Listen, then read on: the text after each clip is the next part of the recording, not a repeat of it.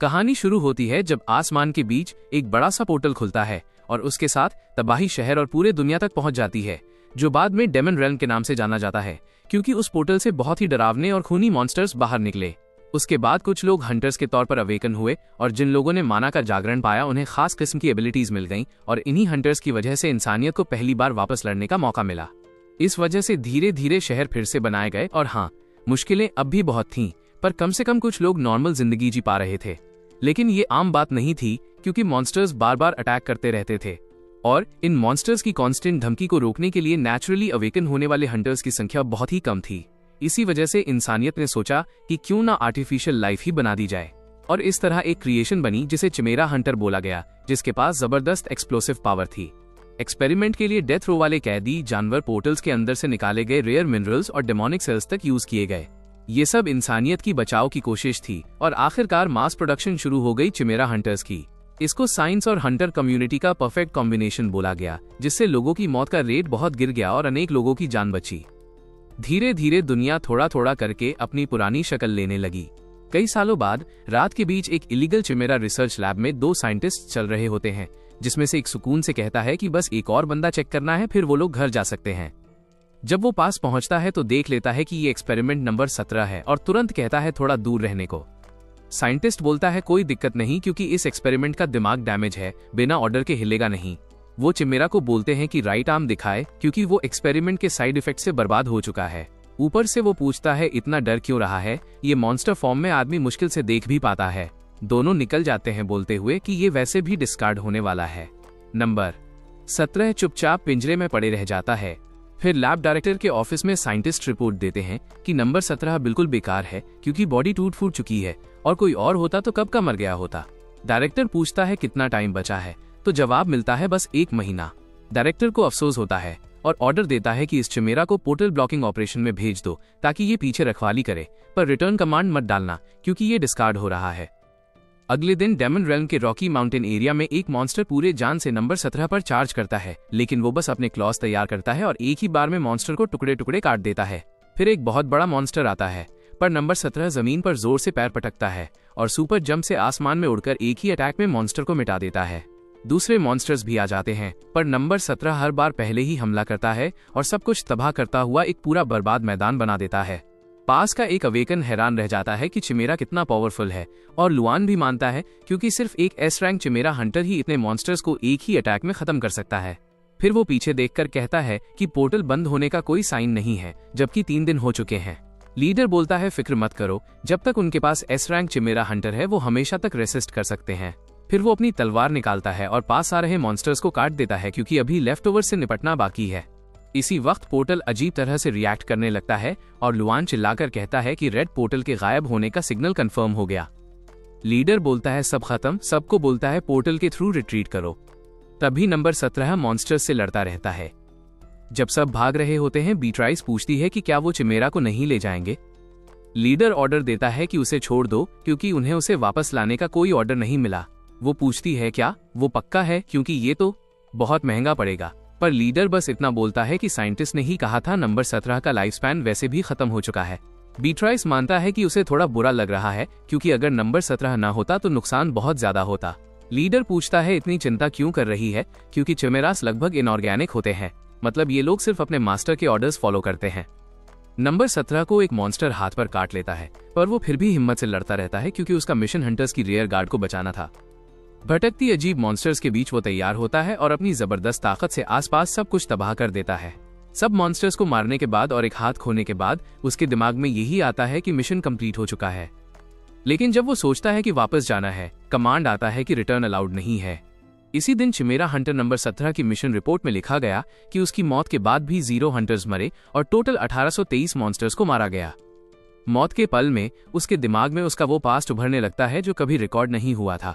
1 साल जैसा लगने वाला उसका बचपन, और याद आता है कि उसे 9 साल की उम्र में किडनैप किया गया था।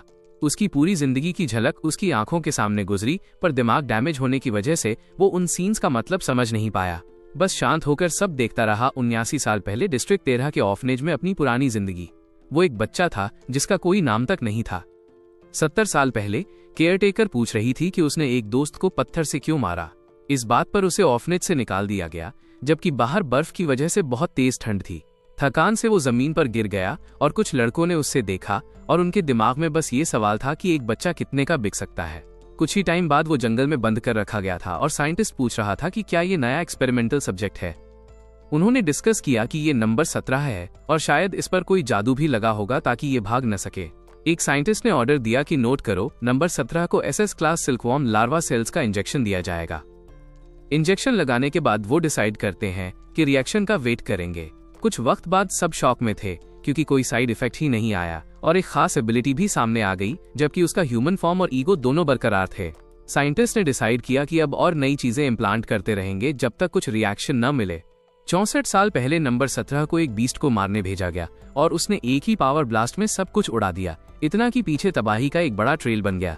पास खड़ी एक औरत सिर्फ शुक्रिया बोल पाई क्योंकि उसने उसकी जान बचाई थी और एक हंटर ने MC से माफी मांगी कि उन्होंने इतना बोझ एक बच्चे पर डाल दिया। 59 साल पहले वो एक डिफीटेड मॉन्स्टर के सामने बिल्कुल हिल नहीं रहा था, समझने की कोशिश कर रहा था कि वो वहां क्यों था और कुछ टाइम पहले वो क्या कर रहा था। तब एक साइंटिस्ट ने पूछा कि वो रुक क्यों गया है और क्या उसकी मेमोरी कंफ्यूज हो गई है। फिर वो साइंटिस्ट पागल की तरह हंसने लगा क्योंकि फाइनली साइड इफेक्ट शुरू हो गए थे। 54 साल पहले साइंटिस्ट अपनी नोट्स बना रहा था कि 15 साल तक 500 से ज्यादा मॉन्स्टर सेल्स के इम्प्लांटेशन का रिजल्ट ये हुआ कि वो लड़का लगभग इमेजेबल S रैंक हंटर बन गया। उनका फाइनल कंक्लूजन था कि नंबर 17 लैब का सबसे बड़ा सक्सेस है। 20 साल पहले एक लड़की ने नंबर 17 को एक मीट का टुकड़ा दिया और वो मॉन्स्टर फॉर्म में तुरंत खा गया। लड़की ने सबको कहा था कि नंबर 17 डेफिनेटली खाएगा, पर सब लोगों को वो सीन बहुत गंदा लगा।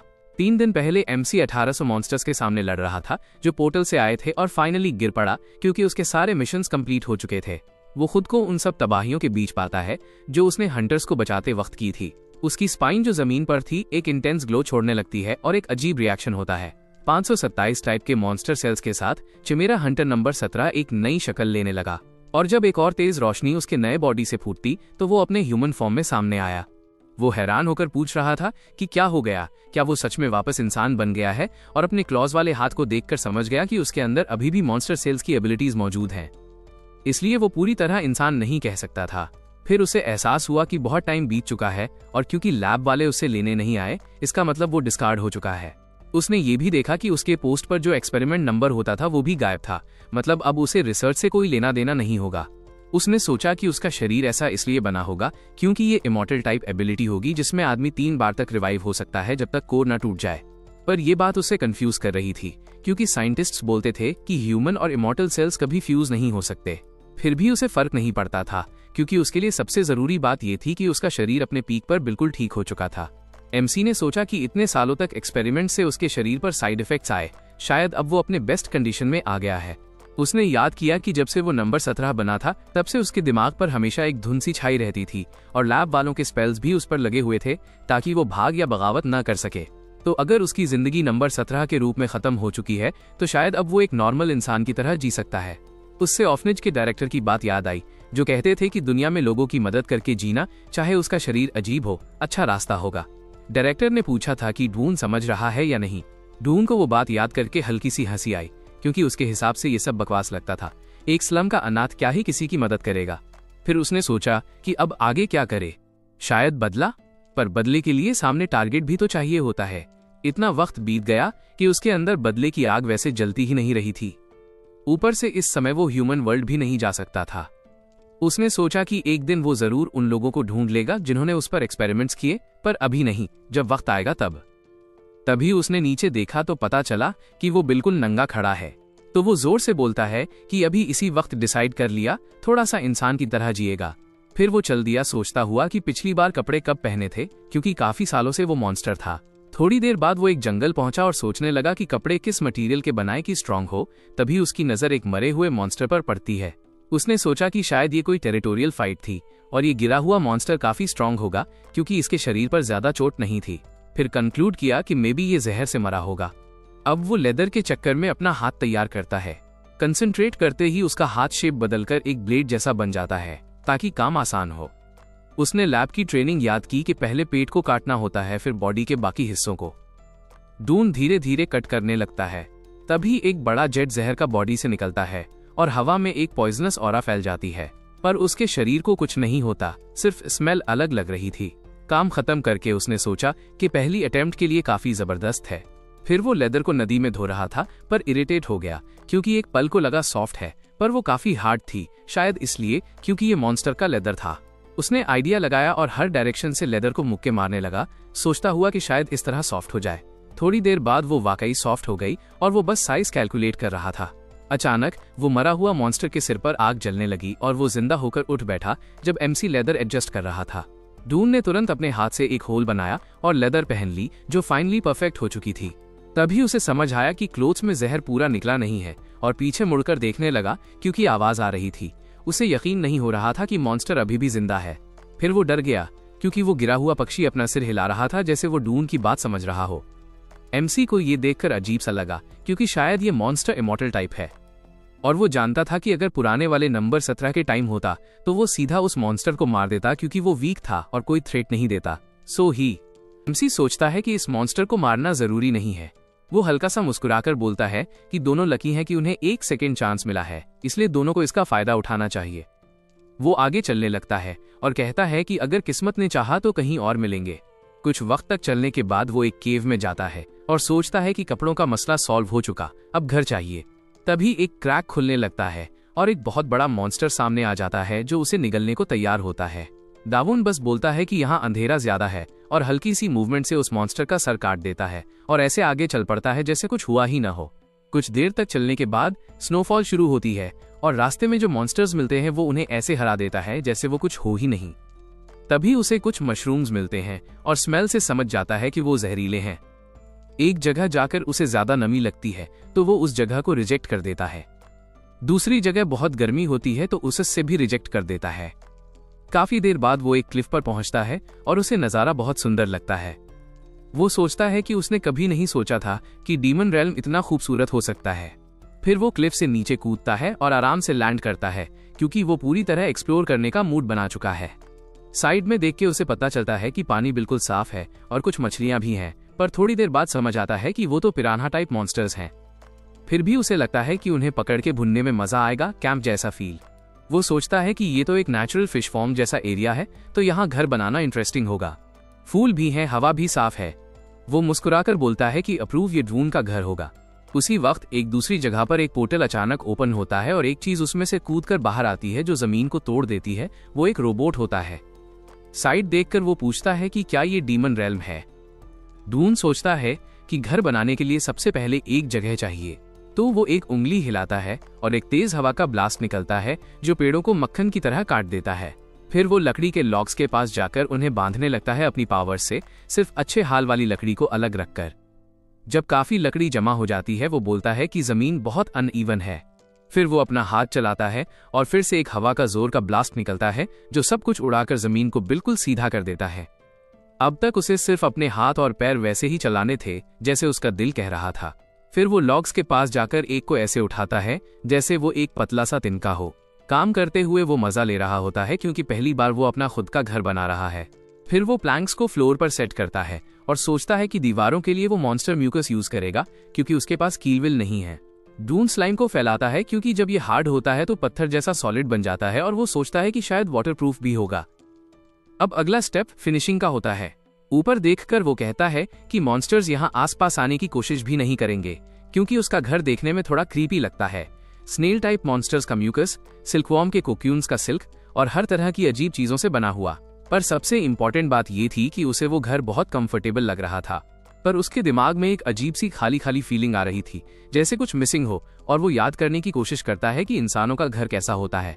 उसने याद किया कि बचपन में साइंटिस्ट प्रोजेक्टर पर दिखाते थे कि गेट्स खुलने से पहले के नॉर्मल घर कैसे होते थे। उन वीडियोस में उसने देखा था कि गार्डन में बहुत चीजें उगती थी। वो जानता है कि डीमन रेल में कोई डॉग पालना पॉसिबल नहीं, तो सोचता है कि शायद गार्डन शुरू करे, पर क्या उगाए। तभी उसे आइडिया आता है। उसे याद आता है कि पास में एक स्नोई माउंटेन है तो वो मैंड्रेक्स उगा सकता है क्योंकि मैंड्रेक्स का हैबिटेट वहीं होता है। स्नोई माउंटेन का पीक जहां डेमोनिक एनर्जी बहुत स्ट्रांग होती है और अभी तो और भी ज्यादा फैल रही है। चलना शुरू करता है स्नो में और उसे याद आता है कि जिस दिन लैब वाले उसे ले गए थे तब भी बहुत तेज बर्फ पड़ रही थी और वो जमीन पर ठंड से बिल्कुल जम गया था, इतना तक कि उसे लगा था कि शायद किडनैप होना ही उसके लिए अच्छा होगा। अब वो कोशिश करता है कि इस बात का भी कोई पॉजिटिव साइड निकाले क्योंकि अब उसे भूख या ठंड से मरने का टेंशन ही नहीं। थोड़ा चलने के बाद वो फील करता है कि डेमोनिक एनर्जी इतनी स्ट्रांग हो गई है कि पता चल रहा है वो वही जगह आ गया जिसको वो ढूंढ रहा था। ऊपर से बर्फ गिरना भी धीरे धीरे रुक गया था। तभी उससे वो पौधे दिख जाते हैं और वो खुश हो जाता है कि उसकी ट्रिप वेस्ट नहीं गई। ये मैंड्रिक्स बहुत ज्यादा सेंसिटिव होते हैं स्ट्रेस से, बिल्कुल सनफिश टाइप मॉन्स्टर जैसे, और हल्की सी एनवायरमेंट चेंज से भी मर जाते हैं। वो झुकता है और सोचता है कि इनको कैसे मूव करे क्योंकि ये उतने अडेप्टेबल नहीं होते। वो एक को मिट्टी से निकालता है, ये जानते हुए कि उसे अपने कान ढक लेने चाहिए, पर उसे अजीब लगता है क्योंकि मैंड्रिक्स सोया हुआ लग रहा था। वो ध्यान से देखने लगता है और बाकी मैंड्रिक्स भी निकालता है और सब अजीब सी आवाज करते हैं। तब उसे समझ आता है कि ये लोग तो सोते हुए बातें कर रहे हैं। हमारा बंदा जानता है कि जो फेमस मैंड्रे वाली चीख होती है वो इसलिए होती है क्योंकि ह्यूमंस उन्हें जबरदस्ती ग्रो करते हैं, और ह्यूमन वर्ल्ड में जहां डेमोनिक एनर्जी कम होती है, जब इन प्लांट्स को स्ट्रेस होता है तो वो जमीन से निकलते ही इतनी जोर से चीखते हैं कि लोग मर भी जाते हैं। पर अब उसे लगता है कि ये मैंड्रेक्स चीख नहीं कर रहे, शायद डीमन रेल्म की वजह से, पर उसे ये समझ नहीं आ रहा कि ये रेजिस्ट क्यों नहीं कर रहे क्योंकि इन्हें तो जमीन से निकलने पे फाइट करना चाहिए। तब उसे एक आइडिया आता है कि शायद ये उसे एक कंपेनियन क्रीचर जैसे ट्रीट कर रहे हैं क्योंकि उसके बॉडी में भी मैंड्रे सेल्स हैं। वो कुछ मैंड्रेक्स उठा लेता है और उसे मजा आता है कि ये चीख नहीं रहे क्योंकि टेंशन कम होगी। वो तो ये तक सोचता है कि जब ये बड़े हो जाएंगे तब इनसे थोड़ी सी रूट्स मांगकर चाय बनाएगा, पर अभी नहीं। वो सोचता है कि सुना है जबरदस्ती मैंड्रे निकालना बहुत पॉइजन्स होता है, इसलिए शायद प्यार से मनाना ही बेटर होगा। सब काम खत्म करने के बाद वो आसपास देखता है क्योंकि शायद हंटर्स यहाँ कहीं हो। उसे पता नहीं कि हंटर्स स्नोई माउंटेन में क्यों है, पर वो डिसाइड करता है कि गेट स्टोन्स लेकर ही जाएगा। इसी टाइम कुछ हंटर्स वहां इंजर्ड पड़े होते हैं क्योंकि बहुत मॉन्स्टर्स उन पर अटैक कर रहे होते हैं अपनी डरावनी मुंहों के साथ। एक हंटर अपनी शील्ड मैजिक यूज करता है पर घबरा जाता है क्योंकि धीरे धीरे उसकी वॉल टूट रही होती है। उसकी आंखों में आंसू आ जाते हैं क्योंकि आज वो नॉर्मल हंटिंग छोड़कर काइमेरा ढूंढने निकला था। जैसे ही शील्ड टूटी वो जोर से चिल्लाकर हेल्प मांगता है। तभी आसमान में एक लाइट चमकती है और कुछ पूरी ताकत से जमीन पर गिरता है और सारे मॉन्स्टर्स का ध्यान उधर चला जाता है। हंटर स्मोक में एक सिलुएट देखते हैं और सोचते हैं कि शायद कोई इंसान है। हमारा बंदा स्नो रैबिट्स को देखकर बोलता है कि काफी टाइम हो गया इनको देखे हुए, पर मॉन्स्टर्स की नजर से डून एक बिल्कुल डरावना क्रीचर लगता है, इसलिए सब मॉन्स्टर्स डर के मारे भाग जाते हैं। हंटर्स ये सब देखकर शॉक हो जाते हैं कि बी रैंक मॉन्स्टर्स एक इंसान को देखकर भाग गए। दोनों हंटर्स अपना इंट्रोडक्शन देते हैं और ताहुन हमारे बंदे का नाम पूछता है। वो जवाब देता है और हंटर कंफ्यूज्ड हो जाता है क्योंकि उसने कभी डून नाम नहीं सुना और कपड़े भी पहचान में नहीं आ रहे। फिर हमारा बंदा पूछता है कि ये दोनों माउंटेन्स में क्यों घूम रहे हैं क्योंकि ये जगह डेंजरस है और दोनों डैंक हंटर्स लगते हैं। वो बताते हैं कि वो पैसे के लिए आए हैं क्योंकि उनको एक काइमेरा को पकड़ने का मिशन मिला है और रिवॉर्ड बहुत बड़ा है। ये सुनकर हमारा बंदा हैरान हो जाता है क्योंकि वो खुद काइमेरा था। त्योहुन बातों में बोल पड़ता है कि एक टेस्ट सब्जेक्ट लैब से भाग गया था और वो एक मैकेनिकल क्रीचर है जो पोर्टल में कूदकर भाग गया। हमारा बंदा ये सुनकर समझ जाता है कि ये लोग उसके बारे में नहीं कह रहे क्योंकि वो मैकेनिकल क्रीचर नहीं है, और वो सोचता है कि पोर्टल स्टोन लेकर निकल जाना ही बेटर होगा। फिर वो पूछता है कि दोनों का सामान कहाँ है और क्या ये लोग डीमन वर्ल्ड से टेलीपोर्ट होके बिना कुछ लाए। वो बोलते हैं कि उनके साले टीममेट्स हर चीज लेकर भाग गए, और वो गुस्सा होकर सोचने लगते हैं कि शायद उन्होंने पहले से ही प्लान बना रखा था। हंटर्स सारे बैकपैक्स ले गए थे और भाग गए जब ये दोनों रैबिट मॉन्स्टर्स से लड़ रहे थे। हमारा बंदा सोचता है कि गेटस्टोन शायद उन्हीं चोर हंटर्स के पास होगा। ताहुन फिर पूछता है कि कहीं वापस जाने का प्लान तो नहीं है क्या, क्योंकि वो लोग बिल्कुल लिमिट पर पहुंच गए हैं। और वो ये भी पूछता है कि क्या एमसी को पता है कि अगर इस दुनिया की डेमोनिक एनर्जी से कोई कॉन्टैमिनेट हो गया तो क्या होता है। हंटर कितनी देर डीमोन रेल्म में टिक सकता है ये उसकी क्लास पर डिपेंड करता है, और अगर वो लोग टाइम से ह्यूमन वर्ल्ड में वापस आकर अपना शरीर प्यूरिफाई नहीं कर पाए तो सीधा मौत होती है। पर ऑब्वियसली ये एमसी पर अप्लाई नहीं होता। जब दोनों अपनी एक्सप्लेनेशन दे रहे थे, एमसी को कुछ फील होता है। वो तुरंत ऑपोजिट डायरेक्शन में कूद जाता है और वो दोनों बस देखते रह जाते हैं डून को एकदम सुपर जंप मारते हुए उड़ते हुए। उस जगह के पास काइमेरा रोबोट एक क्लिफ के टॉप पर खड़ा होता है। तभी कई हंटर्स आ जाते हैं और चिल्लाते हैं कि इसे पकड़ो, क्योंकि सब एक साथ अटैक करे तो काम बन जाएगा। रोबोट डेंजर सिग्नल फील करके मुड़ता है और वार्न करता है कि सबको एलिमिनेट कर दिया जाएगा और कॉम्बैट के लिए प्रिपेयर हो जाता है क्योंकि कई हंटर्स एक साथ अटैक कर रहे होते हैं। जब एमसी वहां पहुंचता है, वो सोचता है कि कहीं वो लेट तो नहीं आ गया क्योंकि सामने एक मैस्कर दिख रहा होता है। वो समझ जाता है कि हंटर्स भाग गए। उसे दिखाई देता है कि लोग अपना सामान तक छोड़ गए और बच्चों और एनिमल्स के फुटप्रिंट्स तक वहां पड़े थे। उससे डाउट होता है कि काइमेरा ने शायद अपना फॉर्म चेंज करके फाइट की हो, क्योंकि थोड़ी देर पहले हंटर्स ने बताया था कि एक क्रीचर लैब से भाग गया था। मैकेनिकल क्रीचर जिसने पोर्टल यूज कर लिया था। एमसी इमेजिन करता है कि वो लिक्विड मेटल से बना होगा, इसलिए फॉर्म फ्रीली चेंज कर सकता होगा। पर क्योंकि वो मटेरियल रेयर होता है, वो लोग काइमेरा को छोटा बनाते होंगे ताकि वो बच्चे या बड़े कुत्ते जैसा लगता हो। एमसी मुस्कुराता है ये सब सोचकर, क्योंकि मैकेनिकल क्रीचर जरूर कमाल का होगा, तभी तो उसने अकेला ही 5 बी रैंक हंटर्स को हरा दिया। उसी वक्त ताहुन अपने फ्रेंड को बचाने की पूरी कोशिश कर रहा होता है। उसका दोस्त बोलता है कि अब कुछ नहीं हो सकता क्योंकि उसका पूरा जिस्म डेमोनिक एनर्जी से कॉन्टैमिनेट हो चुका है। ताहुन उससे बोलता रहता है कि हार मत मान, तुम्हें अगले महीने अपने बेबी का जन्म देखना है। पर वो इंजर्ड आदमी बस इतना बोलता है कि उसकी वाइफ को बोल देना कि वो उससे बहुत प्यार करता है। ताहुन रोकर कहता रहता है कि थोड़ा और होल्ड कर, मिराकिल्स होते हैं। तभी कोई पास आता है और ताहुन का दोस्त साइड देखकर डर जाता है, क्योंकि वो ड्वोन होता है, वो लोगों का लगेज ले आया होता है। वो तुरंत भागकर एमसी के सामने घुटनों पर गिर जाता है और उस क्रिटिकल मोमेंट में हेल्प मांगता है।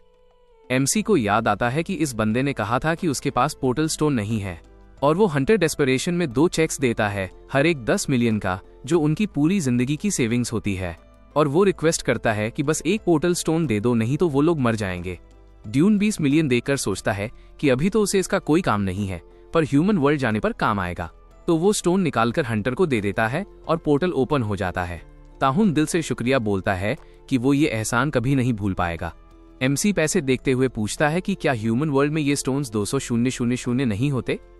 ताहुन अपने दोस्त को उठाए हुए बोलता है कि इस एरा में वो 1 मिलियन के हो गए हैं।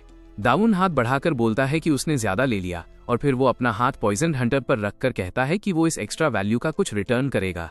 तभी उनके आसपास एकदम एनर्जी ओवरफ्लो होने लगती है और ताहुन डर जाता है कि क्या एमसी उसके दोस्त के अंदर माना इंजेक्ट कर रहा है। पर फिर उसे याद आता है कि माना इंजेक्ट करना रैंक के हंटर्स भी अवॉइड करते हैं, क्योंकि अगर दोनों मानस लड़ पड़े या उलझ गए तो माना कोर टूट जाता है और दोनों मर जाते हैं। फिर अगले ही सेकंड उसका दोस्त ठीक लगता है। वो बोलता है कि उसकी डेमोनिक एनर्जी प्यूरिफाई हो गई।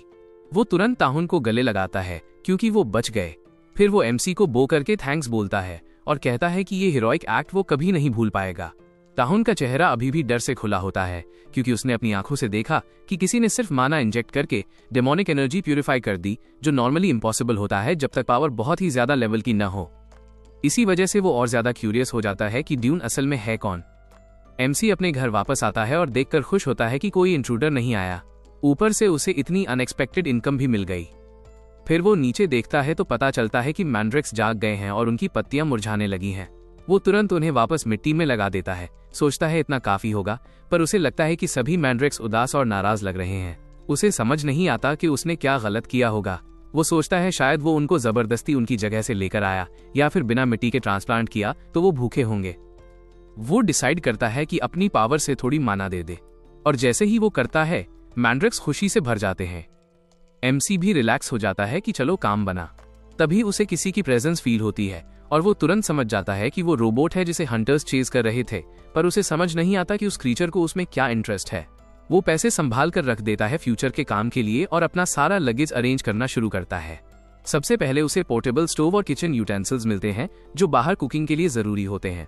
फिर उसे 8 पोर्टल स्टोन्स मिलती हैं रेल्म्स के बीच ट्रैवल करने के लिए, कुछ कपड़े जो पॉलन से गंदे हो चुके हैं और धुलने होंगे, 2 स्लीपिंग बैग्स और ब्लैंकेट्स भी मिलते हैं ताकि गर्मी मिल सके। एमसी को लगता है हंटर्स काफी प्रिपेयर्ड थे, असल में तो उसी की किस्मत अच्छी थी। उसे आइटम्स में रैमेन भी मिलता है।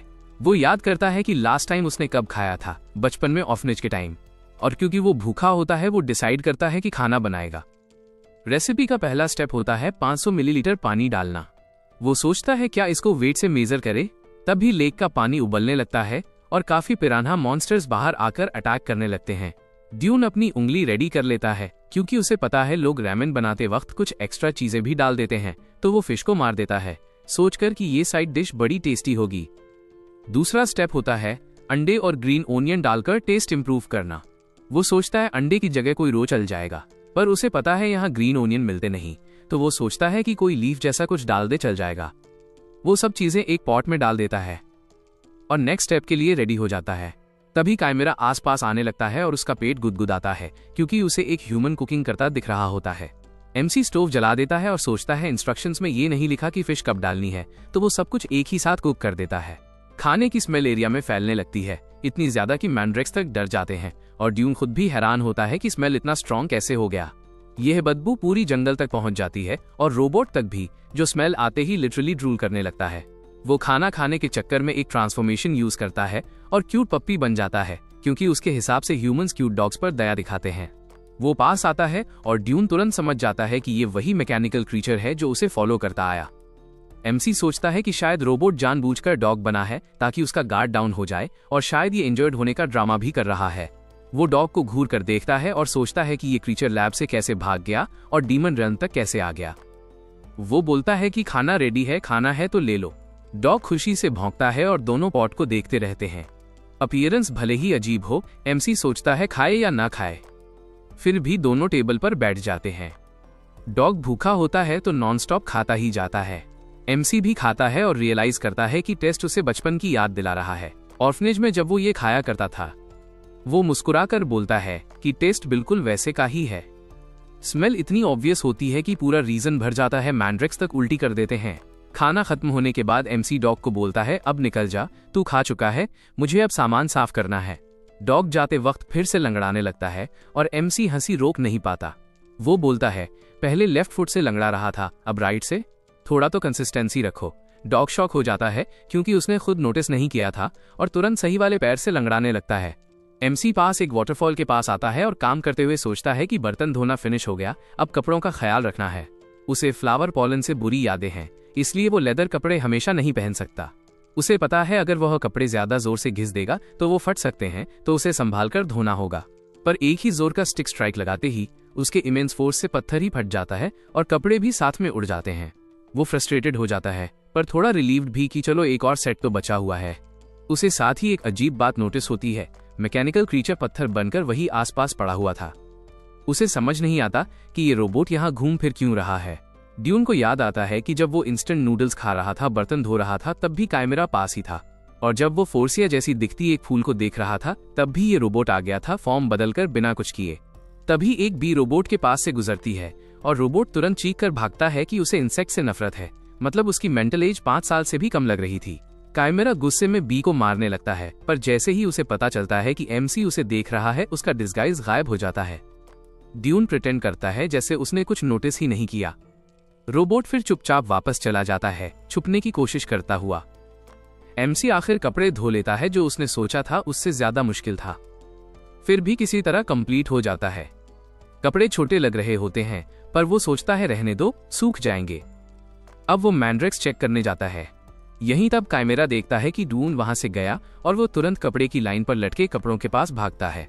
वो उन कपड़ों को पहन लेता है, क्योंकि उसके हिसाब से अगर ह्यूमन पहन सकता है तो वो भी पहन सकता है। रोबोट खुश हो जाता है और ट्रांसफॉर्म होकर एक परफेक्ट ह्यूमन फॉर्म बना लेता है, लंबी बाल, हाथ, सब कुछ। उधर एमसी मैंड्रेक्स को चेक कर रहा होता है और सोचता है कि पत्तियां क्यों मुरझ रही हैं और रूट्स क्यों ड्राई दिख रही हैं। उसे अजीब लगता है क्योंकि उसने फील्ड प्रिपेयर करते वक्त सारे वीड्स निकाल दिए थे। वो अपनी लकड़ी से मिट्टी को हिलाता है तो नीचे छोटे मॉन्स्टर्स निकलते हैं जो मैंड्रेक्स को परेशान कर रहे थे। तब उसे समझ आता है कि अगर उसने पहले ही अच्छे से जमीन को ग्राइंड किया होता तो प्रॉब्लम ही नहीं होती। ढूंढ उठकर डिसाइड करता है कि एक प्रॉपर गार्डन बनाएगा। तभी उसके सामने एक छोटी लड़की हेलो बोलती दिखाई देती है। एमसी हैरान रह जाता है क्योंकि इस बार रोबोट ने एक लड़की का फॉर्म ले लिया था और लग रहा था कि वो बात करने को रेडी है, तो वो भी ग्रीटिंग का रिप्लाई देता है। वो लड़की पूछती है कि क्या ये घर उसका है, और ड्यून प्राउडली बोलता है हाँ। लड़की की आंखों में चमक आ जाती है और वो एक्साइटेड होकर पूछती है कि क्या वो इसी रीजन का है। एमसी मजाक करने के मूड में होता है और पूछता है कि तुम किस ट्राइब से हो। काइमेरा कंफ्यूज हो जाता है और समझ नहीं पाता क्या बोले, तो बोलता है कि वो वाटरफॉल के पीछे रहती है दूर, और वो बहुत दूर ट्रैवल करके आई है तो उसे पता नहीं होगा। ड्यून को ये बात इंटरेस्टिंग लगती है और बोलता है कि अगर वाटरफॉल एरिया से आई हो तो तुम कोकोनट ट्राइब की होगी। रोबोट तुरंत हाँ बोल देती है कि वो कोकोनट ट्राइब की ही है। एमसी फिर पूछता है कि अगर तुम कोकोनट ट्राइब की हो तो ये कपड़े कैसे, ये तो मेरे ट्राइब के हैं। रोबोट तुरंत बोलता है कि उनके ट्राइब का रूल है, जो ले वही रखे, तो कपड़े अब उसके हुए। एमसी बोलता है कोई बात नहीं और लड़की रिलीफ फील करती है। फिर एमसी पूछता है कि कोकोनट ट्राइब का कोई बंदा इस रीजन में क्यों आएगा। लड़की बोलती है कि उसे ट्राइब से निकाल दिया गया था और वो यहाँ एक फेवर मांगने आई है। वो झुककर चीखती है कि वो एमसी के साथ यहाँ रहना चाहती है अगर वो अलाउ करे। एमसी पूछता है क्या वो श्योर है। लड़की शर्मा कर बोलती है कि यहाँ इंसेक्ट्स नहीं है और एक घर भी है, तो ये जगह सेफ लगती है। ड्यून सोचता है कि शायद लड़की को रहने की जगह चाहिए थी, तो वो बोलता है ठीक है, पर हेल्प करना पड़ेगा चोर्स में। लड़की की आंखों में खुशी चमक उठती है और वो बोलती है कि वो सब कर देगी जो वो कहेगा। एमसी बोलता है कि वो गार्डन सॉइल प्रिपेयर करने जा रहा था क्योंकि उसे मैंड्रेक्स के लिए नया घर बनाना है। लड़की तुरंत लकड़ी उठाती है मदद के लिए और अपनी इंसेंट स्ट्रेंथ से पूरी मिट्टी ही बर्बाद कर देती है। एमसी बस देखते रहता है, हंसी रोकता हुआ कि लड़की अपनी असली आइडेंटिटी छुपा भी नहीं रही। वो सोचती है कि क्योंकि वो हमेशा लैबोरेटरी में ही रही है, उसे नॉर्मल बच्ची की तरह जीना कैसे होता है ये बिल्कुल पता ही नहीं है। इसी वक्त एमसी अचानक अपना इंट्रोडक्शन देता है और उसका नाम पूछता है तो वो थोड़ा घबरा जाती है। उसके दिमाग में आता है कि शायद उसका कोई नाम ही नहीं है और उसे कुछ सोचना पड़ेगा, जैसे वो पहले एक सुंदर फूल देखा था। बिना सोचे वो बोल देती है कि उसका नाम नारी है। एमसी मजाक में पूछता है पक्का ना? तो वो गुस्से में बोलती है कि ऑब्वियसली अपने ही नाम के बारे में वो श्योर होगी। उसके बाद गार्डन तैयार हो जाता है और एमसी उसकी तारीफ करता है कि उसने काम जल्दी खत्म किया। वो ये भी नोटिस करता है कि मैंड्रेक्स अब ज्यादा खुश लग रहे हैं। तभी उसे कुछ अजीब सा लगता है और वो पूछता है कि वो रो क्यों रही है। नारी बोलती है कि ये मैंड्रेक्स उसे उसके दोस्तों की याद दिला रहे हैं। एमसी कंफ्यूज हो जाता है क्योंकि उसके हिसाब से लैबोरेटरी जैसी जगह में तो ऐसी चीजें होती ही नहीं। इसी वक्त एक बहुत जोर की आवाज पूरे जंगल में गूंजती है, जिससे डर के मारे नारी मुंह के बल जमीन पर गिर जाती है। ड्रून उसे बोलता है कि टेंशन मत लो, ये तो बस मॉन्स्टर्स एक दूसरे का शिकार कर रहे हैं। नारी बोलती है कि इस घर तक आने से पहले उसने एक ऐसा मॉन्स्टर देखा था जो एक छोटे से चिक जैसा लग रहा था और शायद अब उस पर बहुत सारे मॉन्स्टर्स अटैक कर रहे हैं। एमसी बोलता है कि हाँ, दिख तो वैसा ही रहा है। वो अभी भी कांप रही होती है और बोलती है कि शायद वो छोटा चिक मॉन्स्टर्स के काटने से हर्ट हो गया होगा। एमसी बोलता है कि शायद वो अब जल्दी ही खाया जा चुका होगा क्योंकि ये डीमंस का इलाका है। फिर वो पूछता है कि क्या नारी सच में उस मॉन्स्टर को बचाना चाहती है। नारी को सर में तेज दर्द होता है और वो बोलती है कि वो नहीं बचा सकती। एमसी जमीन पर बैठकर सोचता है कि थोड़ा हेल्प करे बिना ऑर्डर जैसा लगाए और बोलता है कि अगर वो मॉन्स्टर को हेल्प करे तो शायद वो बच जाए। फिर पूछता है कि क्या वो देखना चाहेगी। ये सुन के नारी सोचती है और फिर एकदम उछलकर बोलती है कि वो अभी आती है। उसी वक्त कई मॉन्स्टर्स उस चिक को अटैक कर रहे होते हैं। तभी नारी उड़ते हुए पहुंचती है और चिल्लाती है कि एक इनोसेंट क्रीचर को हर्ट करना बंद करो। आंखों में आंसू लेकर वो प्रॉमिस करती है कि वो उसे बचाएगी। इससे उसे अपना पुराना टाइम याद आ जाता है, जब लैबोरेटरी में वो दूसरे मॉन्स्टर से पूछ रही थी कि एक रोबोट ने रैंक्ड मैच में पहले कैसे फिनिश किया और अगर कुछ गड़बड़ हो गई तो सबको एक्सपेरिमेंट बनाया जाएगा। ये सुन के सब मॉन्स्टर्स उस पर ही गुस्सा करने लगे और उसे लात मारने लगे क्योंकि वो भी जीना चाहते थे। वो सिर्फ उनसे रुकने को बोलती रही क्योंकि वो बस वही कर रही थी जो उसे ऑर्डर दिया गया था। ये सब याद करके वो और गुस्से में आ जाती है और चिल्लाते हुए मॉन्स्टर्स पर अटैक करती है। बोलती है कि सिर्फ नंबर्स की वजह से किसी के साथ इतना बुरा मत करो। एक धमाकेदार पंच से वो मॉन्स्टर को एक ही बार में उड़ा देती है। इधर डून अपना गार्डन ठीक कर रहा होता है। तब नारी रोती हुई आ जाती है और पूछती है कि वो क्या करे क्योंकि क्रीचर की कंडीशन बिल्कुल इंप्रूव नहीं हो रही। डून उसे शांत रहने को बोलता है, लेकिन जैसे ही वो क्रीचर को देखता है वो घबरा जाता है। उसे लगता है कि वो इसे पहले भी कहीं देख चुका है। नारी चिल्लाती रहती है कि क्रीचर उठ क्यों नहीं रहा, क्या ये मर रहा है। डून हाथ बढ़ाकर चेक करता है और पता लगाता है कि मॉन्स्टर को कोई सीरियस चोट नहीं है। वो जानता है कि हर मॉन्स्टर की एनर्जी एक स्टोरी रखती है, तो उसे समझ आ जाता है कि ये वही मॉन्स्टर है क्योंकि एनर्जी बिल्कुल सेम है। वो सोचता रह जाता है कि ये इतना छोटा कैसे हो गया और क्या ये दूसरे मॉन्स्टर्स की तरह अलग तरीके से रिकवर करता है। नारी अभी भी पूछ रही होती है कि क्या क्रीचर सच में मर रहा है। डून बोलता है कि नहीं, वो बस भूखा है और शायद छोटा होने की वजह से खाना नहीं ला पाया। वो ये भी बोलता है कि वो थोड़ा माना दे देता है, इससे मॉन्स्टर खुद ही हील हो जाएगा, इसलिए टेंशन ना लो।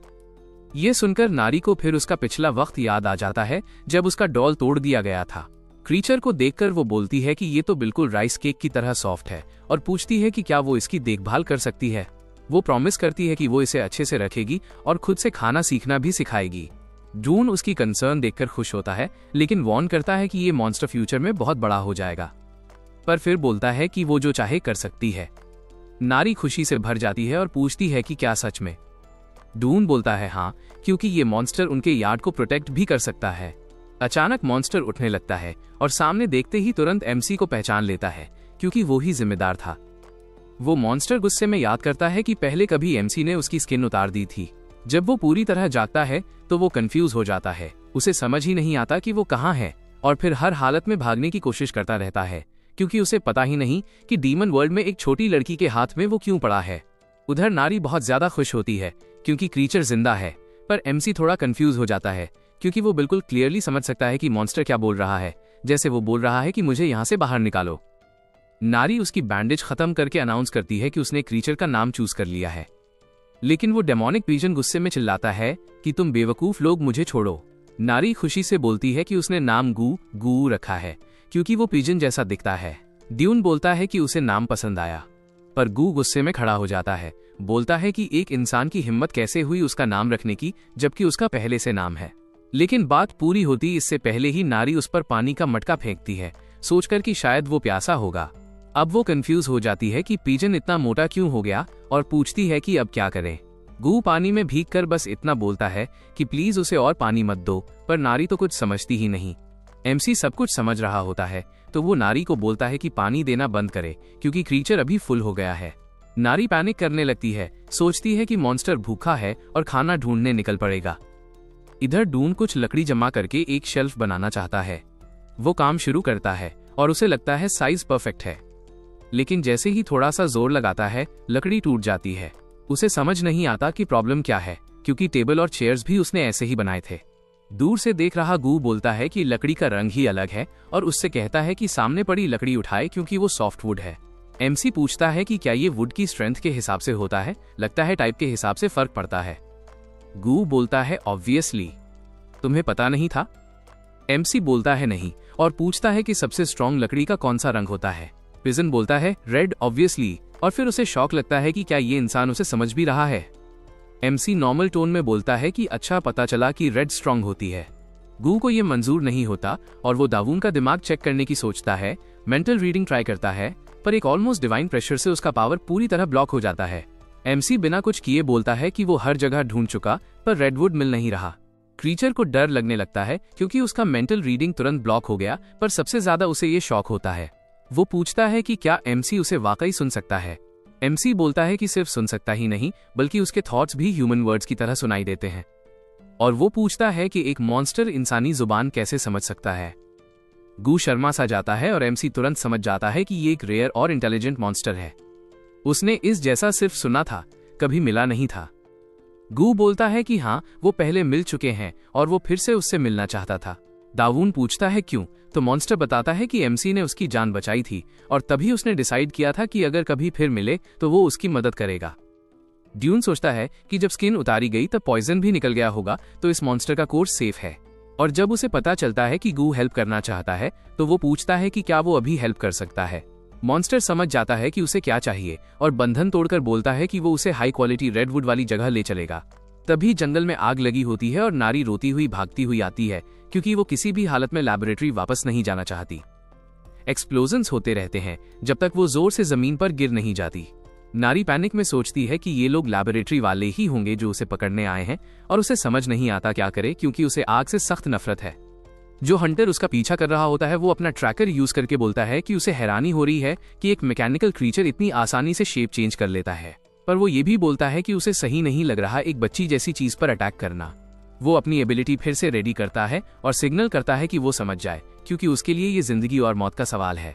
फिर वो बिना दया के उस पर फायर ब्लास्ट चला देता है, चिल्लाते हुए कि ये इसका द एंड है। नारी सिर्फ रोती रहती है, आग के डर से बिल्कुल जम जाती है। फ्यूरियस आंखों वाला बंदा ड्यून से सॉरी बोलता है और कहता है कि वो रेडवुड का पता बाद में लगाएगा क्योंकि अभी उसकी प्रायोरिटी बच्ची को बचाना है, और एमसी भी इस बात से अग्री करता है। उसे समझ आता है कि वो लड़की आग से बहुत डरती है क्योंकि स्ट्रांग होने के बावजूद उसका हाल ठीक नहीं लग रहा, इसलिए वो कहता है पहले आग बुझाओ। गू भी अग्री करता है और बोलता है कि कोई बच्ची को हर्ट करने का हिम्मत कैसे कर सकता है। हंटर पूछता है कि ये क्या हो रहा है, क्योंकि एक आदमी बिल्कुल केवमैन जैसा बिहेव कर रहा है, और पूछता है क्या वो भी मैकेनिकल क्रीचर के पीछे है और टाइम कम है। वो पोलाइट रहकर बोलता है कि उसे यहाँ से निकल जाओ। ड्यून उसे बोलता है चुप हो जा, क्योंकि वो ज्यादा बोल रहा है, जिसकी वजह से हंटर को गुस्सा आ जाता है क्योंकि उसका पूरा प्लान खराब हो रहा होता है और वो अपनी हेल फ्लेम से फुल अटैक कर देता है। एमसी एक उंगली उठाता है और एक पावरफुल फ्लैश शूट करता है जो सीधा माउंटेन पर लगता है और लैंडस्लाइड क्रिएट होती है जो हंटर की तरफ जाती है, और वो पूरी तरह कंफ्यूज रह जाता है। सब शांत होने के बाद एमसी पूछता है क्या वो ठीक है, और नारी उठकर समझने की कोशिश करती है क्या हुआ। ड्यून जमीन पर पड़े बॉडी को देखता है और छोटी लड़की से कहता है कि जब मुश्किल हो तो बिना डर के सामने वाले को बेहोश कर दिया करो। वह हंटर के बाल पकड़कर उसको बाहर खींचता है और वार्न करता है कि जब यह आदमी होश में आए तुम फिर से इसे बेहोश कर देना, लेकिन जैसे ही वो खींचता है सिर्फ बाल हाथ में आ जाते हैं और एमसी स्टन रह जाता है जब तक उसे पता नहीं लगता कि बेहोश आदमी असल में एक विग पहने हुए गंजा बंदा था। वो दोनों नीचे देखते हैं और जैसे ही उनकी नजर उसके गंजे सर पर पड़ती है, नारी जोर से हंसने लगती है क्योंकि उसे वो बिलियर्ड बॉल जैसा हेड फनी लगता है और वो मान भी लेती है कि अब उसे बिल्कुल डर नहीं लग रहा। एमसी उसे देखकर याद करता है कि कैसे वो उसके आगे खड़ा हुआ था अटैक रोकने के लिए। उसे श्योर नहीं होता कि लड़की एक्चुअली हार जाती या नहीं, क्योंकि उसके दिमाग में ये इम्पॉसिबल लगता है। गू बोलता है कि सब उसके ऊपर छोड़ दो, क्योंकि सालों से उसका मेंटल रीडिंग इतना स्ट्रांग हो गया है कि वो दूसरों की मेमोरीज देख सकता है और विजन्स भी शेयर कर सकता है। एक साइंटिस्ट हंस रहा होता है और एक अजीब मुस्कान के साथ स्लाइम को देखकर कमेंट करता है कि शायद मॉन्स्टर को सेल्फ अवेयरनेस आ गई है क्योंकि वो उससे बच रहा है। वो हाथ उठाकर बोलता है डर मत, एंड्योरेंस टेस्ट सक्सेसफुल रहा। फिर वो रियलिटी में लौट आते हैं और ड्यून अपना हाथ लड़की के सर पर रखता है सोचकर कि ट्रॉमा आसानी से कम हो जाएगा और कम से कम एक स्टेप आगे बढ़ चुके हैं। फिर वो पूछता है इस छोटे गंजे आदमी के साथ क्या करना चाहिए। नारी एक्साइटेड होती है और बोलती है उसके पास आइडिया है। वो वाटरफॉल के टॉप पर एक रस्सी बांधकर आदमी को लटका देती है। वो हंसती रहती है क्योंकि फायर यूजर पानी में भीगकर आराम से कूल हो जाएगा और उसे अंकल बॉल्ड बुलाती है। गंजा आदमी इरिटेट होता है क्योंकि वो डीमन रेल्म में ये सब झेलने नहीं आया था। लड़की उसके बाल न होने का मजाक बनाती रहती है और एमसी बीच में आकर बोलता है लोगों को अपीयरेंस से इतना हार्श जज नहीं करना चाहिए। लेकिन फिर उसे समझ आता है कि लड़की एक्चुअली बुरा मान चुकी है और वो होप करता है कि वो जल्दी शांत हो जाए। एमसी रिवर के पास जाता है और गू पूछता है क्या कर रहा है। एमसी बोलता है रैमन के लिए पानी ले रहा हूँ। तभी नारी एक्साइटेड आती है और बोलती है कि एमसी का फिश रैमन कमाल का होता है।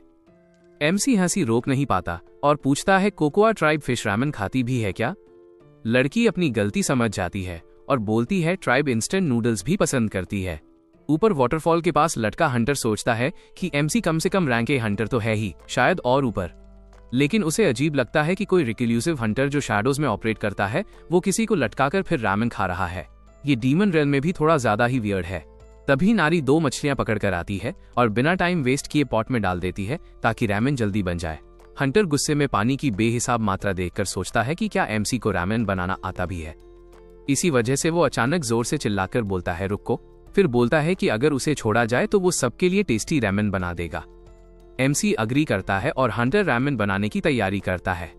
वो रैमन का पैकेट खोलता है और एक पतली लकड़ी की तरह कांपने लगता है क्योंकि उसे पता है उसकी जान इस रैमन पर डिपेंड करती है। वो ठंडी पसीना बहाता है सोचकर कि उसने हमेशा प्यार से रैमन बनाया है, लेकिन असल में उसे कुकिंग का कुछ खास पता नहीं। उसे पता होता है कि पानी की क्वांटिटी बस उसकी इंट्यूशन पे चलेगी। बॉयल होते पानी में सबसे पहला स्टेप ये होता है कि नूडल्स और सीजनिंग डाल दो। उसके बाद 4 मिनट 30 सेकेंड का कुकिंग टाइम होता है। वो अपना टाइमर अपनी हार्ट बीट से सेट करता है। उसकी heart beat 60 beats per minute होती है तो 270 बीट्स काउंट करना परफेक्ट होगा। धीरे धीरे वो काउंट करता रहता है जब तक एग्जैक्ट क्रूशियल पॉइंट पर नहीं पहुंच जाता।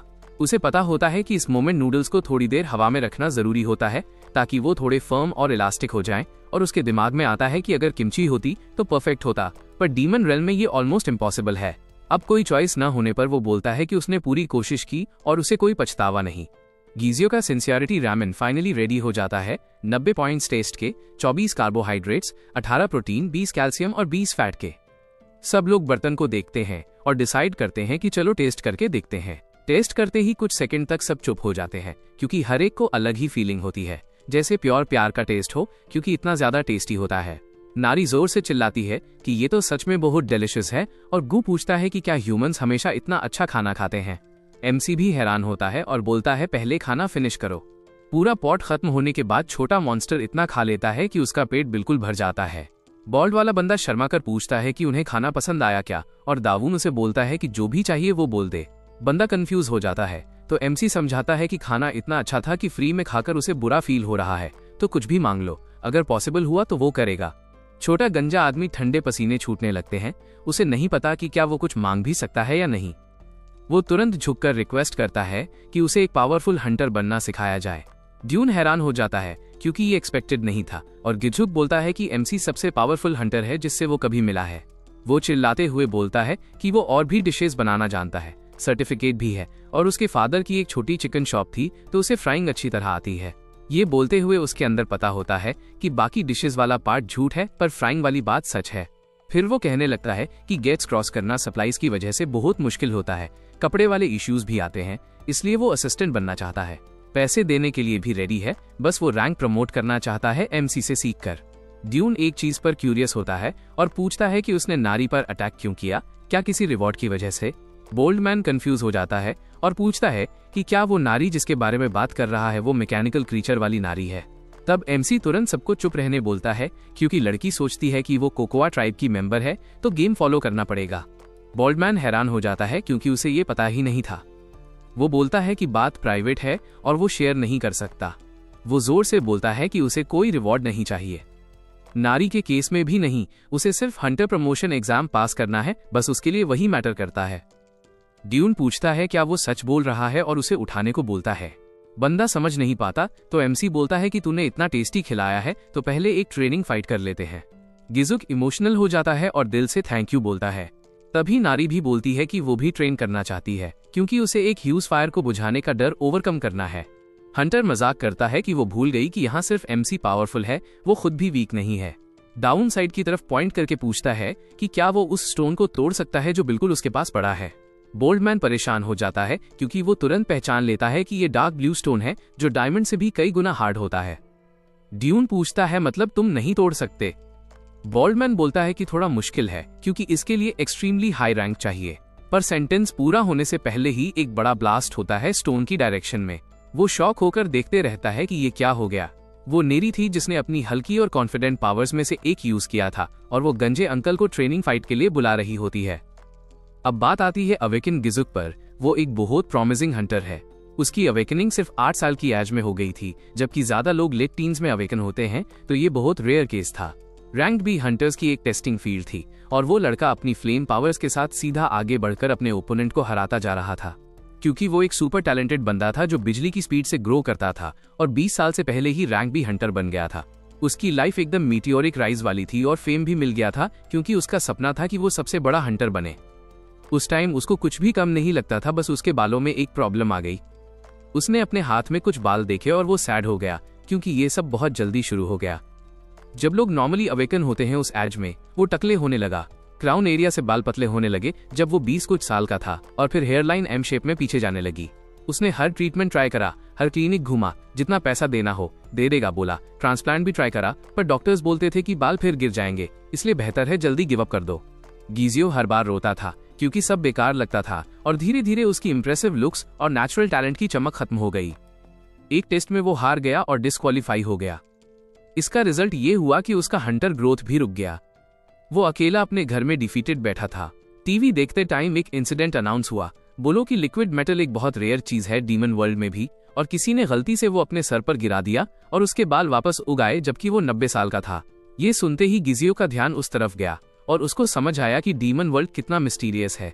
टीवी में ये भी बोला कि बाकी लिक्विड मेटल से मैकेनिकल बीइंग्स बन गए, पर ये सुन के वो गुस्सा हो गया क्योंकि उसको तो बस टकलेपन का क्योर चाहिए था जो इंसानियत के काम आ सकता था। कुछ दिन बाद उसको नोटिफिकेशन आई कि इंस्टीट्यूट का masterpiece mechanical creature demon world में गिर गया है। वो तुरंत भाग गया क्योंकि डीमन वर्ल्ड में कोई लॉ नहीं, जो चीज जिसको मिल जाए वो उसकी। तो उसको कॉन्फिडेंस आ गया कि वो ढूंढ लेगा और लिक्विड अपने सर पर डाल देगा। पर सब बेकार हो गया क्योंकि वो बार बार एक छोटी लड़की से ही हार जाता था जो हंसना बंद नहीं करती थी, क्योंकि उसके लिए ये जीतना बहुत फनी था। एमसी टेंशन में आ गया क्योंकि एक भी क्लीन हिट नहीं लगा। एमसी ने वार्न किया कि अगर ऐसे ही चलता रहा तो वो ज्यादा हेल्प नहीं कर पाएगा। टकला बंदा टेंशन में बोला कि वो फुल ट्राई करेगा। फिर एमसी की वार्डरोब बन गई और वो देख के खुश हुआ क्योंकि वो बहुत मजबूत थी। साइड में देख के उसको लगा कि गिजोक बहुत हिम्मत वाला है क्योंकि वो रोज पिट रहा है पर फिर भी गिव अप नहीं करता। एमसी को ये भी सोच आई कि ये इतना एनर्जेटिक इसलिए होगा क्योंकि उसने विग निकाल दी। गू बोलता है कि फ्लेम एबिलिटी ठीक है, पर ये दुख की बात है कि वो एक छोटी बच्ची को नहीं हरा पा रहा। एमसी रिप्लाई करता है कि नारी कोई नॉर्मल बच्ची नहीं है। वो फिर फुल स्ट्रेंथ अटैक करता है और सीधा जमीन पर मारता है, पर वो बिना उसके देखते हुए ही डॉस कर लेती है। तब उसको समझ आया कि वो लिक्विड स्टेट में शिफ्ट हो गई थी। फिर वो वापस ह्यूमन फॉर्म में आके उसके मुंह पर एक सॉलिड किक मारती है और उसको जोर से माउंटेन में फेंक देती है। उसके बाद वो फिर से हंसी और बोला कि अब वो आग से डरती नहीं, थैंक्स टू हिम। सब लोग सोचने लगते हैं कि क्या यही रैंक बी का लिमिट है क्योंकि उसके पास कोई टेक्निक ही नहीं, पर वो फिर भी उठता है क्योंकि वो फेल्ड बंदा होके भी पीछे नहीं हटना चाहता। और फिर ये बड़ा बच्चा जो गिव अप करना नहीं जानता फिर ट्राई करता है और नारी से बोलता है फुल पावर से आओ। जैसे ही वो बोलता है उसकी नाक से खून आ जाता है।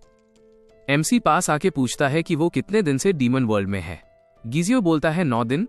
तो एमसी ऑर्डर देता है कि वो ह्यूमन वर्ल्ड लौट जाए, क्योंकि डीमन वर्ल्ड में इतना टाइम रहना उस लेवल पर उसको डेमोनिक एनर्जी से मार देगा। टकला बंदा अग्री करता है कि बात सही लगती है। इसी वक्त ड्यून बोलता है कि उसमें रैंके बनने का पोटेंशियल है अगर वो प्योर मन से ट्राई करे। वो सुनकर खुश तो होता है, पर फिर डिप्रेस्ड भी हो जाता है, क्योंकि वो बताता है कि वो रैंक के टेस्ट 6 साल से फेल कर रहा है, और जैसा वो जानता है, जो टेस्ट को 3 साल से ज्यादा फेल करे उसकी कोई होप नहीं होती। पर एमसी मना कर देता है, क्योंकि उसको उसमें ग्रोथ का पोटेंशियल दिखा, क्योंकि माना होल अभी फुली डेवलप नहीं हुआ। तो वो उससे बोलता है गिव अप मत करो। यह सुनकर वो खुशी के आंसू रो देता है। और दावून सिर्फ इतना बोलता है कि जब वो वापस आए तो डेमोनिक एनर्जी को अच्छे से क्लीन करके आए। उसके बाद पोर्टल खुलता है और गिजियो पूछता है कि रैमन के अलावा कुछ चाहिए क्या। एमसी बोलता है कि अभी के लिए इतना ही ठीक है। टकला बंदा नारी को छेड़ता हुआ बोलता है कि अच्छे से ट्रेनिंग करना, क्योंकि नेक्स्ट टाइम वो जीतेगा, और वो ये भी पूछता है क्या किसी ने उसकी विग देखी। ड्यून बोलता है कि उसे पता नहीं कहाँ है और उसको टेंशन न लेने को बोलता है, जबकि उसे खुद आइडिया नहीं। पोर्टल बंद होते ही गू पूछता है सब ठीक रहेगा ना। एमसी को समझ नहीं आता, तो वो एक्सप्लेन करता है कि अगर गिजुक ने धोखा दिया तो मुश्किल बढ़ सकती है, जैसे दूसरे हंटर्स उनके पीछे आ सकते हैं। ड्यून पूछता है कि वो क्या सोचता है, क्योंकि एमसी लोगों की यादें पढ़ सकता है। वो बोलता है कि लड़का ट्रेनिंग सीरियसली लेता है स्ट्रांग बनने के लिए, और टकलेपन वाली कहानी सच्ची थी जो उसे उस बंदे की तरफ खींचती है। एमसी अग्री करता है और बोलता है कि वो बंदा इन्वेस्टमेंट के लायक है। नारी नोटिस करती है कि एमसी गू से बात कर रहा है और पूछती है क्या वो सच में मॉन्स्टर्स की बात समझता है। वो बोलता है कि गू की बात तो वो समझता ही है। वो ये भी बताता है कि उसने वार्डरोब कबूतर की एडवाइस पर बनाई। फिर उसको लगता है रूम अंधेरा है, तो वो विंडो बनाने लगता है, पर साइड में देखते ही एक लेजर शॉट दिखता है और नारी खुद ही नई विंडो बना देती है। ड्यून सोचता है कि ये छोटी लड़की रोशनी पसंद करती है और रात को रूम डार्क न हो, इसलिए लाइट का सोर्स चाहिए होगा। पर वो पूछती है कि वो कहाँ से मिलेगा। वो बताता है कि ग्लोइंग स्टोन्स होते हैं जो डार्क में चमकते हैं, और अगर उनको सीलिंग पर चिपका दें तो रूम ब्राइट हो जाएगा। गू ये सुनकर शॉक्ड हो जाता है और पूछता है क्या एमसी को पता है ये कहाँ मिलती हैं। एमसी बोलता है हाँ, ये वोल्केनिक जोन्स में मिलती हैं। गू आंखें बंद करके बोलता है कि वोल्केनिक जोन्स हंटर्स के लिए सबसे डेंजरस जगहों में से एक है, और आंखें खोल के बताता है कि वो पहले वहां रहता था। एमसी सोचता है कि शायद ये क्रीचर अपने घर लौटना चाहेगा, पर उसके चेहरे से लगता है कि वो खुश नहीं। तब नारी उसके गालों को पकड़ के पूछती है कि वो क्या बात कर रहे हैं, और बोलती है कि गू अजीब लग रहा है, जैसे अपसेट हो। एमसी एक्सप्लेन करता है कि वो इसलिए परेशान था क्योंकि वोल्केनिक जोन जाना डेंजरस है, इसलिए वो अकेला जाने वाला था और दोनों को घर पर रहने को बोला। पर वो बोलती है कि वो साथ जाएगी क्योंकि अब उसको आग से डर नहीं लगता और वो वोल्केनो के पास जाना चाहती है। एमसी हैरान होता है कि इतनी जल्दी इसने फायर फियर क्रॉस कर लिया। फिर वो गू से पूछता है वो क्या करेगा, और गू बोलता है कि वो भी साथ जाएगा क्योंकि उसका वहाँ कुछ काम है। सब डिसाइड होते ही एमसी बोलता है कि वो पहले वोल्केनिक जोन के लिए कुछ इक्विपमेंट बनाएगा। तभी मैंड्रिक्स गिजियो की विग से खेल रहे होते हैं। वोल्केनिक जोन के दूसरे लोकेशन में जलती हुई आग और स्कैल्डिंग हीट के बीच एक ह्यूज मॉन्स्टर दिखता है जिसके आंखों में आंसू होते हैं। गू वोल्केनिक रीजन के बारे में बताता है कि डीमन वर्ल्ड के 3 एरियाज में से एक है जिसे हंटर्स सबसे ज्यादा अवॉइड करते हैं। वोल्केनिक ऐश स्किन को काट देती है, टॉक्सिक गैसेस और डेमोनिक एनर्जी सांस लेना भी डेंजरस बना देती है। वो बोलता है कि ये जगह इतनी खतरनाक है कि ह्यूमंस को इसके बारे में बहुत कम पता होता है। नारी को लावा से खेलते देख के वो पूछता है ये क्या कर रही है। एमसी बोलता है वो शायद आग से खेल रही है। गू बोलता है कि गर्ल ओरिजिनली मैकेनिकल क्रीचर है, इसलिए आग से हार्म नहीं होता, पर उसका असली डाउट एमसी पर है कि वो कैसे सेफ है। तो वो पूछता है एमसी असल में क्या चीज है। दावून बोलता है वो काइमेरा हंटर है। कबूतर बोलता है कि उसको अंदाजा था और पूछता है क्या काइमेरा हंटर्स मॉन्स्टर्स जैसे नहीं लगते। एमसी बोलता है कि वो पहले मॉन्स्टर जैसा ही लगता था, पर रीजनरेट होकर ह्यूमन फॉर्म में वापस आ गया। वो फिर पूछता है कि गू को तकलीफ तो नहीं होती उसके जैसे मॉन्स्टर को 2 हंटर्स के साथ रहकर। गू बोलता है नहीं, उसको अच्छा लगता है क्योंकि बात करने को कोई है और ये दोनों बुरे लोग नहीं लगते। एमसी यह सुनकर अच्छा फील करता है। नारी लावा से बाहर आती है और तुरंत एमसी से पूछती है क्या वो फिर से कबूतर से बात कर रहा है, क्योंकि वो भी ऐसा करना चाहती है। ड्यून पूछता है क्या उसको क्यूरियोसिटी नहीं होती कि वो असल में क्या है, और वो मुस्कुरा के बोलती है कि वो बोलती है कि एमसी भी डीमन वर्ल्ड का ही असली रहने वाला है जैसे वो खुद है। मॉन्स्टर को ये बात हंसी लाती है क्योंकि असली में तो सिर्फ वो ही नेटिव है। तीनों आगे चलते रहते हैं और गू बोलता है कि ल्यूमिनस स्टोन्स शायद वहीं आसपास मिलेंगी जहां लावा फूटता है। तब नारी वॉल्केनो की तरफ ऊपर देखती है और खुश होती है क्योंकि वो ऑब्जेक्टिव के करीब पहुंच रही है। वो सब हाईएस्ट पॉइंट पर पहुंचते हैं और एमसी बोलता है कि हाँ, ल्यूमिनस स्टोन्स यही हैं, पर उसे कुछ अजीब लगता है, जैसे वोल्केनो के अंदर वाले मॉन्स्टर्स शायद फायर फ्रॉग्स हों। और बुरा तब लगता है जब वो पूछता है क्या उनमें से एक रो रहा है। नारी आगे उंगली करती है और बोलती है कि शायद फीमेल चलती चलती मर गई और उसकी बैक पर अंडे थे। गू एक्सप्लेन करता है कि फीमेल फायर फ्रॉग्स रिप्रोडक्शन के टाइम अंडे अपनी पीठ पर लेती हैं और सिर्फ फीमेल्स के बैक्स दब जाते हैं। वो कंक्लूड करता है कि फीमेल मर गई है तो अंडे भी मर जाएंगे क्योंकि क्रेटर का टेम्परेचर बहुत ज्यादा है। छोटी लड़की रोना शुरू कर देती है। एमसी को समझ आता है कि फायर फ्रॉग अपनी फ्रेंड की डेथ से उदास है, तो वो देखता है और सीधा वोल्केनो के अंदर जंप कर देता है और दोनों को वेट करने बोलता है। वोल्केनो में घुसते ही ह्यूज फ्रॉग पीछे मुड़कर देखता है और गू चिल्लाता है कि पास मत जाना क्योंकि फायर फ्रॉग एक्सट्रीमली सेंसिटिव होता है।